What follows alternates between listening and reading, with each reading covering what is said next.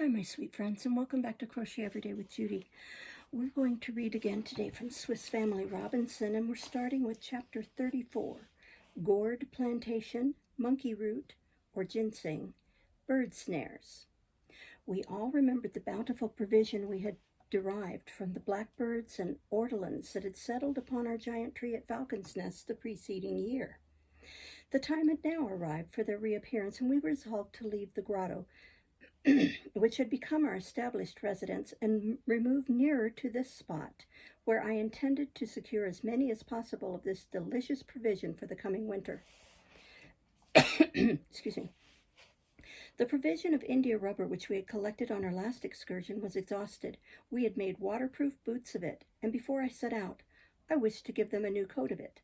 I sent Fritz and Jack to the wood of India rubber trees, where I thought they would find ready drawn a sufficient quantity of the gum, as we had made large incisions in the trees and placed calabashes under them to receive it.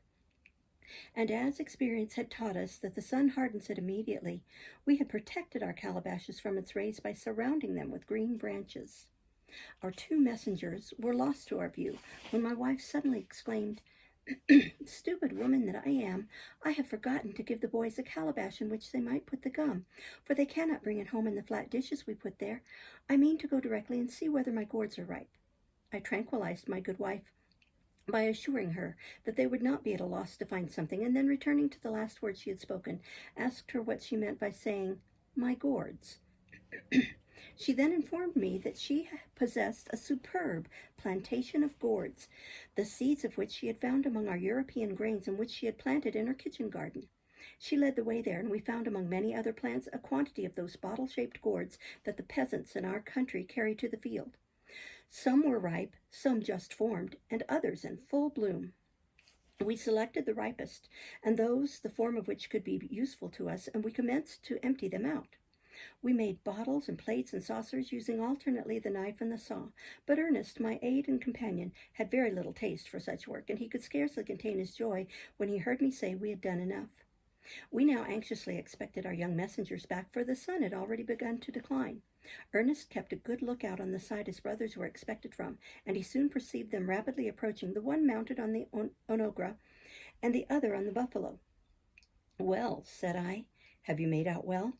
"Oh, yes, very well," said Fritz in a singular tone, as they leaped from their coursers and showed us what they had brought, which consisted of a root of anise that Jack had brought in his buffalo pouch, a root wrapped up in leaves which they called monkey root, 2 calabashes of India rubber, and another half full of turpentine, a sack full of waxberries, and a crane which Fritz's eagle had killed.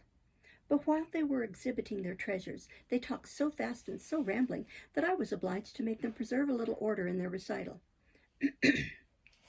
Jack then commenced telling us how he had obtained the anise and the turpentine. Of these 2 things, one was at least superfluous, but the other might be of some advantage, as I could use it instead of oil in making my snares for the birds. I then asked them concerning the monkey root they had brought. Fritz answered as follows: "I do not know of what importance this root may be to us, but I can assure you that it far surpasses manioc both in smell and savor. We discovered it close by the farmhouse, where a company of monkeys were regaling themselves on it. You would have laughed to see the manner in which the ugly animals pulled out the roots. They made use of a process which the laborers of Europe had no idea of. They pulled them up by turning somersets." "By turning somersets?" cried we. "Why, how wonderful!" "Yes, somersets," replied Fritz. "Every monkey, after having buried his teeth as far as possible in the root, turns himself violently over backward and repeats the exercise until his reiterated efforts have drawn the precious root from the ground." The monkey root, or ginseng, made its appearance at supper, and was pronounced excellent. But as its aromatic nature made it more of a medicine than an article of food, I forbade its frequent use, while I enjoined my wife to plant a few roots in our garden. The next morning I took a certain quantity of the liquid India rubber, which I mixed with the turpentine, and placed the mixture over the fire. And while the glue was thickening, I sent the boys into the copse to gather a quantity of little twigs which I needed. They soon brought me a large quantity, which I made them dip in the glue and fasten to the branches of the fig trees, the fruit of which I observed was very, very much liked by the ortolans, thrushes, and beccafigos who frequented the place. I discovered that we had but seen the last of the season the preceding year, as at present the birds were so numerous that a blind man firing into the tree could not have failed to bring down a large number of them.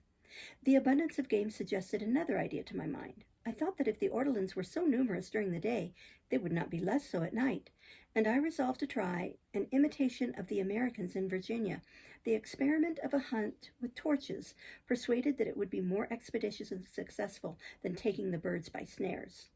But my boys, while employed at making the snares, had been taken in their own trap.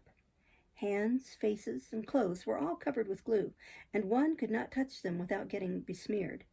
They were all in great consternation, and their good mother also, for she had but very little clean linen to spare them. I calmed their fears by assuring them that with some ashes and water we could remedy all the disorder and wash out all the stains. I rallied them a little on their awkwardness. I knew very well, said I, that my glue would trap the birds, but I had no idea it would catch little boys. I then taught them how to avoid the inconveniences of gluing their fingers by plunging a packet of 5 or 6 twigs, by the aid of a pair of pincers, into the glue instead of dipping them in singly. They adopted the plan, which succeeded perfectly.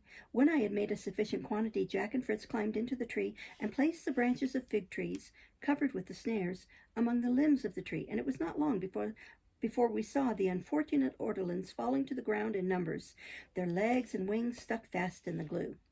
But although the fowling was so abundant, the labor was very fatiguing, for the branches to which Fritz and Jack had to climb were as much as 60 or 70 feet from the ground. I placed a great deal of confidence in my torches, and I arranged the material for making them, in which turpentine was a powerful auxiliary. While I was thus occupied, Jack brought me a beautiful bird, much larger than an ortolan, which had been taken in the snare. I am very certain, said Ernest, who had approached and who, with his observing eye, had already recognized the bird, I am very sure that it is one of our European pigeons, one of the young ones from those who built their nests last year in the branches of the tree. I took the bird from Jack's hands and recognized with pleasure that Ernest's conjecture was true. I rubbed the ends of his wings and his feet with ashes to clean them from the glue, and I put him in a cage with the intention of adding a dove-coat to our domestic property. We captured others, and at night we had in our possession 2 fine pairs of wood pigeons. But notwithstanding our hard labor during the day, we were not able to fill more than 1 barrel. I enjoined my sons to take notice of the trees on which the ortolans roosted during the night. The bark of 2 or 3 of the fig trees, which were covered with the excrements of the birds, decided the matter, and after supper and a few minutes of rest, I commenced my preparations. These were few in number and consisted of 2 or 3 long bamboo canes, 2 bags, torches of resin, and some sugar canes. Fritz, my grand huntsman, regarded me with a look of incredulity.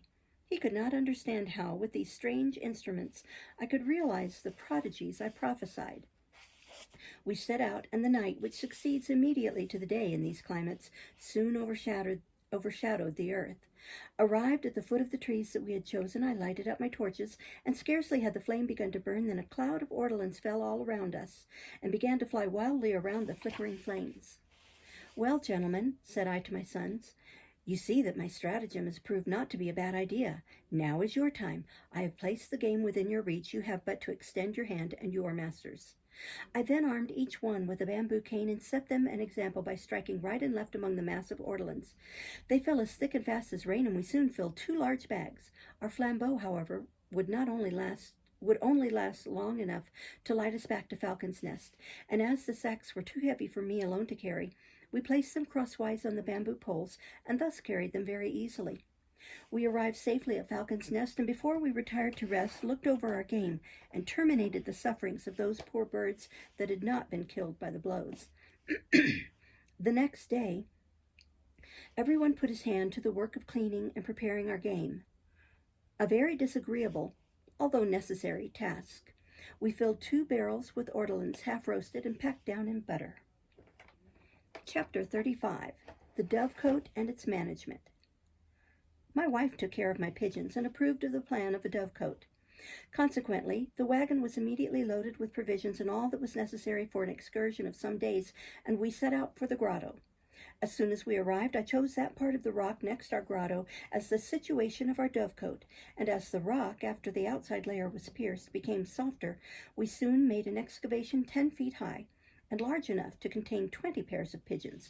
2 perches ran through the whole length, and projecting out in front, with a board nailed across, formed a platform, which we protected by a slight roof. A door with a hole to admit light closed the front, and a rope ladder suspended from one of the perches enabled us to mount up and look after the inhabitants. It cost us several weeks of constant labor to finish the construction, fix the boards strongly in their places, cover the inside with a coat of plaster to prevent humidity, and arrange the perches, the nests, etc. "There is the edifice," said I to Fritz, "but where are the inhabitants? We must call into action all our knowledge to find a way to force our wild stranger pigeons to dwell in the new habitation we have provided for them, and besides, they must not only remain themselves, but must bring their companions with them. It appears to me, Father, that nothing short of sorcery will do it. Sorcery or not, difficult as it appears, I am going to try it, and I have strong hopes of succeeding with the assistance you can afford me. It is to a pigeon merchant that I owe the secret which I am about to put into practice. I will not warrant its success, for I have never tried it, but it consists in perfuming a new dove-coat with anise. The pigeons, it is said, are so fond of the odor of this plant that they will return themselves every night to respire its perfume, and it is in this manner that they insensibly change their country life for that of the pigeon house." "Nothing can be easier," replied Fritz. "The plant of anise that Jack brought will do the business. We can break the seeds on a stone, and if the oil is not as pure as that of the chemists, it will not be less useful or less aromatic." "I think as you do," I answered, "and I am very glad that I permitted Jack to plant a root that appeared to me to be so valueless." We then proceeded to make the oil of anise. I rubbed the door of the dove-coat, the perches, and every place where the pigeons could touch either feet or wings with it. I then mixed a sort of dough with anise, salt, and clay, and after having placed it in the middle of the dove-coat, we put in the pigeons, which we had kept in willow baskets while their habitation was building. We shut them up with provision for 2 days, and then left them to enjoy at their leisure the odor of the anise. When our boys had returned from our kitchen garden at the end of that time, we formally announced to them that the pigeons had taken possession of their new abode. In a moment they flew to the ladder in eager haste to get a sight of the new inhabitants. The 2 windows of isinglass which I had placed in the door were raised by the curious, and I saw with pleasure that instead of being frightened at the new objects that surrounded them, our prisoners appeared to have become quite tame, and when I entered, they took no more notice of me than a domestic pigeon would have done. 2 days more passed away, and I became curious myself to know the result of my sorcery. On the morning of the 3rd day, I awoke Fritz very early and commanded him to rub anew with anise the door which was made to rise up and down by means of a pulley. He did it, and we then went, without saying anything about our preparations, to awake the still sleeping family. I then announced that the day of liberty for our prisoners had arrived, and now they were to be free. All now took their stations. I gave the cord of the door into Jack's hands, and scarcely able to keep my countenance, I described a magic circle with a wand, and after having murmured a pretended conjuration, I ordered Jack to pull up the cord. The pigeons poked their heads cautiously out of the hole, then advanced on the platform, and suddenly soared up to such a height that they were lost to our sight. But in a few moments they again flew down and settled tranquilly upon the platform they had just quitted. This incident, which I did not expect, gave new proofs of my dealings in magic, and I cried out in the most serious manner, "I knew very well when they flew up in the clouds that they were not lost." "How could you possibly know that?" said Ernest. "Because my charms have attached them to the dove-coat," was my answer. "Charms!" cried Jack. "Are you then a sorcerer, Papa?" "Simpleton," replied Ernest. "Who ever heard of sorcerers?" At that moment the pigeons, who had been quietly picking on the ground, attracted our attention.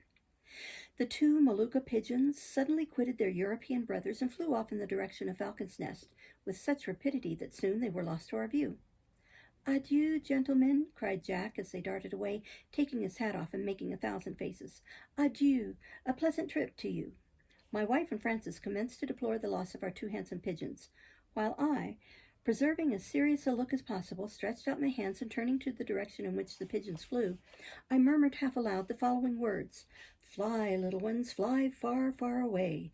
Till tomorrow you may stay, but then return with your companions." I then turned toward my family, who stood stupefied with astonishment, not knowing what to make out of my serious address to the departed pigeons. As for the other pigeons, they did not seem disposed to follow their companions, but appeared completely tamed. They had found the Dove-cot of Europe with its shelter, and there they gladly remained. We passed the rest of the day in the neighborhood of the Dove-cot, conversing on sorcery and the question of the pigeons. We often strained our eyes in the direction of Falcon's Nest, but nothing appeared. The evening came, and the European pigeons slept alone in their palace. We supped gaily and retired to rest in anxious expectation of the morrow, which must establish either my defeat or my triumph. We renewed the next day our habitual occupations, and though I felt a little doubtful about the return of the birds, I said nothing, but anxiously awaited the evening, when about noon we saw Jack running furiously toward us, clapping his hands and screaming out, "He has returned! He has returned!" Who was eagerly asked. "The blue pigeon," he answered. "The blue pigeon! Quick, quick, come and see him." We ran to the Dove-cot, and besides the blue pigeon, we found with him on one of the exterior perches of the house his mate, whom he was endeavoring to persuade to venture into the interior. He would put in his head and then return to her, until at last he prevailed, and we had the satisfaction of seeing her enter the pigeon house. My sons would have immediately closed the door, but I prevented them, saying that sometime or other it must be opened. "And besides," I added, "how are the other pigeons to enter if we close the door?" "I begin to think," said my wife at last, "that there is something extraordinary in this, and unless you have used some enchantment, I cannot comprehend it." "It is chance, pure chance," interrupted Ernest. "Chance," replied I, laughing. "That will do very well for one time, but when the other pigeon returns this evening with his mate, will you think that chance?" "Impossible," answered he. "The same phenomenon could not happen twice in a day." While we were thus speaking, Fritz suddenly interrupted us. His eagle eyes had perceived the birds we were expecting. "What do you say now, my little doctor?" said I to Ernest. "Both pairs of pigeons have now returned." "I do not know what to say," he answered seriously. "It certainly appears very extraordinary, but as for any sorcery or magic being employed, I will not believe it." "It gives me pleasure to see that you are not credulous, but if a third pair of Molucca pigeons should visit us today, would you call that chance also?" Ernest did not answer, but his silence showed that he was far from being convinced. We returned to our occupations, leaving Francis and his mother to provide a dinner for us. We had worked about 2 hours when we saw our little Francis come running toward us. When he came near, he drew up his little form and, bowing haughtily, commenced the following speech. "Most high and mighty lords, I am here to invite you, on the part of my good mother, to come and behold the Prince of Pigeons, who with his noble spouse has come to take possession of the magnificent palace you have provided for him." "You are welcome for your good news, Mr. Messenger," was the universal answer. We hastened to the Dove-cot, where my wife, after cautioning us to make no noise, pointed out to us 2 superb birds, whom those in the interior were endeavoring to persuade to enter. "I give up," said Ernest at last. "My little knowledge cannot comprehend it. I beg of you, Papa, to explain all." I explained to him in detail that all that we have done. Jack laughed heartily on hearing that his plant of anise had been the charm which had so puzzled them, and I tried to persuade him to follow the example of Ernest and not believe everything so readily. The following days were devoted to bringing our Dove-cot as near as possible to perfection, and we saw with joy that the new inhabitants were permanently settled, and had already begun to construct their nests. I observed among the articles they gathered for that purpose a sort of long gray moss, which I had seen hanging from the branches of old trees. I recognized it as being the same thing as is exported from India as a substitute for horsehair in the manufacture of mattresses. The Spaniards make cords also of it, which are so light that a piece 20 feet in length, if suspended from a pole, will float like a flag in the air. I made this discovery known to my good wife, and one can easily imagine my news was well received, for it added another treasure to our domestic riches, and afforded promise of some fine mattresses. We found from time to time in the soil of the Dove-cot nutmegs, which doubtless the pigeons of Molucca had brought over. We washed them, and although they were deprived of their silky covering, we committed them to the earth without much hope of their ever germinating. We'll stop there and start next time with Chapter 36. Thank you for listening. Bye-bye.